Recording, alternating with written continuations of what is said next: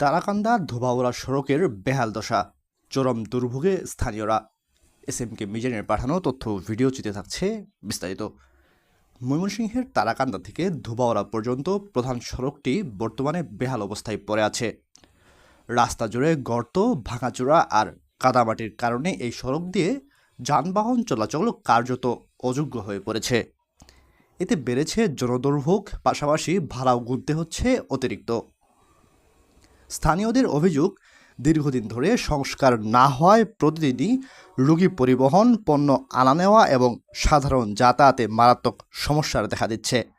বিশেষ করে school college পড়ুয়া শিক্ষার্থী এবং কর্মজীবী মানুষরা ভোগান্তির শিকার হচ্ছেন সবচেয়ে বেশি। তারাকান্দা গেলে 15 মিনিট লাগতো, এখন মনে হয় যে 45 মিনিট সময় লাগে। একটু পরে পরে গাতা গাড়ি ব্রেক করানো লাগে, আর গাড়ি কাটতে পরে অটোতে তো যাওয়াই যায় না, অটো খালি প্রায় উল্লে যায়। তো অসুস্থ হইলে হসপিটালে নেওয়ার মতো কোনো পরিবেশ হয় না, কারণ কোনো গাড়ি চলতে পারে না। এ বিষয়ে এলজিডির একজন কর্মকর্তা জানান, ইতোমধ্যে সংস্কার কাজের অনুমোদন পাওয়া গেছে এবং আগামী 2 মাসের মধ্যেই কাজ শুরু হবে।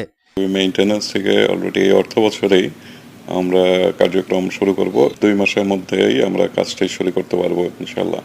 তিনি আশা প্রকাশ করেন, কাজ সম্পন্ন হলে এই সড়ক দিয়ে পুনরায় নির্বিঘ্নে যাতায়াত করা সম্ভব।